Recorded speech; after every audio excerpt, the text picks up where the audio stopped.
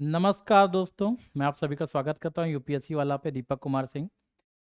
तो आज के इस करंट के सेशन में हम लोग बहुत ही जरूरी मुद्दे पर चर्चा करने के लिए इकट्ठा हुए हैं, जो कि है चाइना का डेट ट्रैप। चीन का आय वाले देशों को कर्ज के दलदल में फंसा रहा है। क्वेश्चन है कि क्या चीन जो है, ठीक है, क्लियर है, वो कम आय वाले देशों को दलदल में फंसा रहा है? आज हम इसके बारे में चर्चा करेंगे। छोटी सी वीडियो में हर एक चीज के बारे में जानकारी आपको मैं दूंगा। मान लीजिए कि एक देश है, उसको भी विकास करना है, विश्व के दूसरे देश भी विकास कर रहे हैं, इस विकास की होड़ में वो भी आगे निकलना चाहता है, लेकिन उसके पास संसाधन की कमी है। संसाधन की इस कमी में वह अपने चारों तरफ टुकुर टुकुर देख रहा है कि क्या पता कहीं से उसको मदद मिल जाए। उसकी ये आशा उसे कभी कभी पश्चिमी देशों के करीब ले जाती है, जिन देशों में बैठे हुए हैं कुछ बहुत बड़े बड़े संस्थान, जिनको हम और आप वर्ल्ड बैंक, आईएमएफ के नाम से जानते हैं। लेकिन ये लोग उसकी तरफ नहीं देखते हैं, क्योंकि उन देशों को इनसे कोई लाभ नहीं है। वह ऋण तभी देंगे जब उनको लाभ होगा। इस आधार पे यह निराश होकर वहां से चले आते हैं। फिर वह कभी कभी एक देश चीन की तरफ देखते हैं। चीन एक ऐसा देश है जो पिछले 10 सालों में उन सभी देशों को ढूंढ रहा है जो कभी कभी पश्चिम की ओर जाते हैं, इस आशा में कि उन्हें निवेश मिलेगा, लेकिन निवेश नहीं मिल पाता। उन सभी को वह निवेश देता है, उनकी जरूरत, उनके संसाधन को पूरा करने के लिए पैसे मुहैया कराता है, लेकिन उसके बदले में बहुत से ऐसी शर्तें रखता है जो शर्तें उस समय समझने या मानने लायक, अगर उस समय आदमी दबाव में है तो मान लेता है, लेकिन उससे आने वाले समय में, भविष्य में, वह देश उसका शोषण करता है, मतलब चीन। जी हाँ, मैं बात कर रहा हूं debt trap policy of the China. China की जो डेट ट्रैप पॉलिसी है वो ब्रह्मा चेलानी ने जो है, चेलानी, जो कि प्रोफेसर हैं दिल्ली के, इनके द्वारा ये शब्द जो है क्वाइंट किया गया है। इनके द्वारा इस शब्द के अंतर्गत यह बोला गया है कि चीन जो है वह विकासशील देशों को क्या देता है? ऋण प्रदान करता है। जब वह ऋण प्रदान करता है तो उनसे कुछ ऐसे एग्रीमेंट करा लेता है जिन एग्रीमेंट के तहत आने वाले फ्यूचर में वह उनके ऊपर दबाव बना सके, खासकर अपनी राजनीतिक लक्ष्य को प्राप्त किया जा सके। जैसे कि आप देखेंगे, चीन की एक बहुत ही महत्वाकांक्षी परियोजना आज से ठीक 10 साल पहले बीआरआई, बेल्ट रोड इनिशिएटिव के रूप में निकल कर आई थी।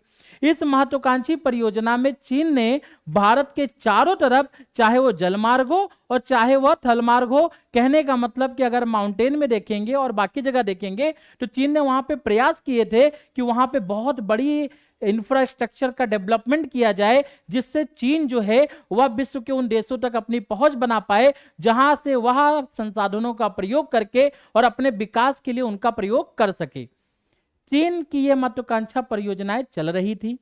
इसी के दौर में चीन ने बहुत से ऐसी चीजें, भौतिक बुनियादी ढांचे बनाना चाहा, जिसमें 50 विशेष जो आर्थिक क्षेत्र हैं उनको बनाने के लिए चीन ने कोशिश की। इन्हीं कोशिश में चीन ने बहुत से ऐसे देशों के साथ में गुप्त रूप से पैसे का लेन देन किया। मतलब ऐसे देश जिनके पास में संसाधन की कमी है, उन देशों को चीन ने उनकी कंडीशन पे, उनकी शर्त पे, उनसे जितने रेट पे उनको पैसा चाहिए था, कम से कम ब्याज दर पे पैसा दिया। कुछ लोगों का यह भी मानना है कि ये जो कम से कम ब्याज दर पे पैसा दिया जा रहा है, ये जो पैसे हैं, ये संसाधन अमेरिका की तरह चीन विश्व का सबसे बड़ा हकदार या विश्व की सबसे बड़ी शक्ति बनने की चाहत में दे रहा है। जी हां, अमेरिका के कदम पे चीन भी आगे बढ़ रहा है। जब चीन अमेरिका के कदम पे बढ़ रहा है तो उसने, आपने देखा होगा कि चीन के द्वारा श्रीलंका को भी बहुत ही बड़े रकम में लोन दिया गया था, ऋण दिया गया था। खैर, मैं आपको यहां पे एक और बात बता दूं, चीन की जो सरकार है वह जो ऋण देती है, कभी कभी खुद के द्वारा ना देकर, सरकार के द्वारा डायरेक्ट ना देकर, उसे वह किसी अपनी कंपनी या दूसरे अपने द्वारा जो संचालित जो दूसरे कंपनियां हैं उनके द्वारा दिलाती, चाहे निजी हो चाहे जो चाइना में रजिस्टर्ड हो, उनके द्वारा भी पैसे दिलाए जाते, जो कि है गुप्त रूप से पैसों को देना।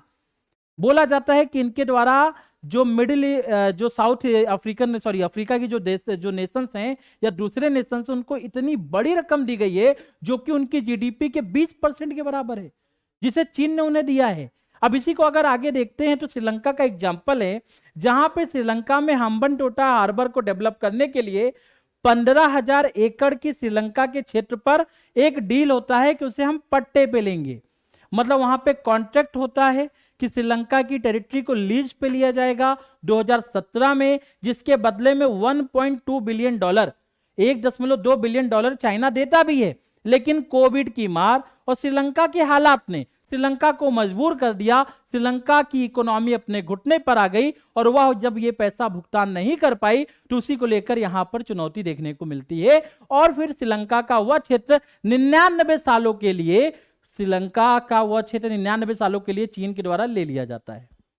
ठीक है जी हाँ, तो एक चीज ये देखने को मिलती है। दूसरी आप देखेंगे सेम ऐसी ही कोई घटना पाकिस्तान के साथ भी हो रही है।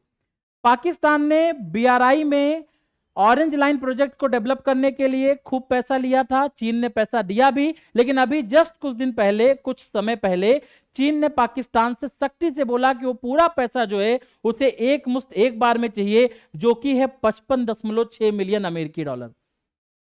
पाकिस्तान के तो हालत वैसे भी खराब चल रहे हैं और पाकिस्तान को यहाँ पे देना भी पड़ रहा है, इसलिए पाकिस्तान से यह पैसा वसूलने में जो चीन है वो थोड़ी सी भी नरमी नहीं बरत रहा है। उसने बोला है कि ये पैसा मुझे एक मुश्त मतलब एक बार में चाहिए।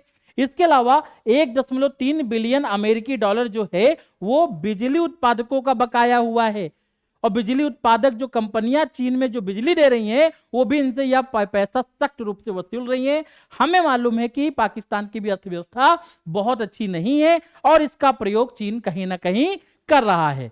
चीन के अलावा देखेंगे पाकिस्तान के अलावा अफ्रीका के भी बहुत से देश हैं जिन्होंने चीन से अपने कमी संसाधन को पूरा करने के लिए या अपने संसाधन को बढ़ाने के लिए पैसे लिए। जब ये पैसे लिए गए तो चीन ने इनको एक बार कहने पे पैसा दे दिया, जो कि आईएमएफ और वर्ल्ड बैंक से मिलना आसान नहीं था। ये जो डेट है वो करीब $30 मिलियन है, जो आपको Angola, Ethiopia, Zambia, Republic of Congo, Sudan में है। और ये वो देश है जिनकी 20% जीडीपी के बराबर चाइना ने तो इनको लोन दे रखा है। अब चाइना क्या कर रहा है, अंगोला से जो उनका ऑयल है वो मांग रहा है, वो उनको ऑयल पहुंचा रहे हैं। अगर आप पे नहीं कर पाओगे तो आपके रिसोर्स को एक्सप्लॉइट करेगा। इस प्रकार से चीन इन देशों को जिनके पास कम संसाधन है, कम आय वाले हैं, विकासशील हैं, इनको पैसा दे देता है और इनको पैसा देकर फिर लंबे समय तक इनके अपने जाल में फंसा लेता है और इनके प्राकृतिक संसाधनों का, इनके स्ट्रेटेजिक लोकेशन का, रणनीतिक जो इनका क्षेत्र है उसका लंबे समय तक यूज करेगा, जैसे हम्बनटोटा का 99 सालों तक। ठीक है, ये चीज देखने को मिल रहा है। अब अगर आप देखेंगे तो अभी हाल ही में कोविड-19 जो है ना, उसने आकर चीन को एक जोर का झटका दिया, चीन को भी लॉस होने लगा। अभी पता चला है कि चीन ने अपनी बहुत सी बीआरआई परियोजनाओं में पैसे देना रोक दिया है।